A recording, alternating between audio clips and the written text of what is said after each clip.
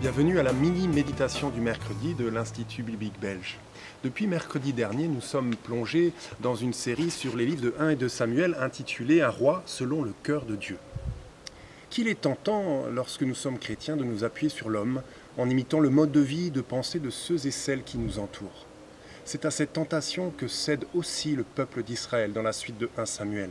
Regardez plutôt ce que les anciens d'Israël disent au vieux Samuel. « Voici que tu es vieux, que tes fils ne marchent pas sur tes traces. Maintenant, établis sur nous un roi pour nous juger, comme en ont toutes les autres nations. » Derrière une apparence de sagesse, ces paroles expriment en fait le rejet de la royauté de Dieu.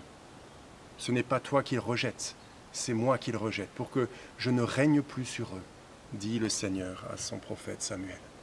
Alors Dieu va accéder à leur demande en leur donnant un roi selon le cœur de l'homme. Au début, tout semble bien se passer. Dieu envoie Samuel choisir Saül, un homme beau et grand qui en impose, nous dit le début du chapitre 9, qui est consacré roi sous les vivats de la foule, chapitre 10. Et grâce à l'œuvre puissante de l'Esprit de Dieu en lui, son règne commence même par une victoire éclatante sur Nachash et les Ammonites. Mais malheureusement, cela ne dure pas. Après seulement 2 ans de règne, Saül désobéit à Dieu en offrant un holocauste à la place de Samuel, par crainte de voir son peuple s'éloigner de lui alors que les Philistins menacent. Puis il couvre sa faute par un mensonge et le verdict de Dieu est sans appel. Tu t'es comporté de façon stupide, tu n'as pas respecté le commandement que l'Éternel ton Dieu t'avait donné. L'Éternel aurait affermi pour toujours ton règne sur Israël, mais maintenant ton règne ne durera pas. L'Éternel s'est choisi un homme selon son cœur, il l'a destiné à être le chef de son peuple.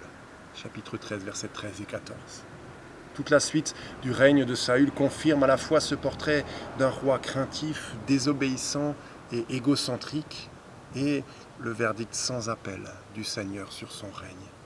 Au chapitre 14, Saül prononce à la légère une parole égocentrique qui faillit coûter la vie de Jonathan, son propre fils, pourtant auteur d'un exploit magnifique par la foi.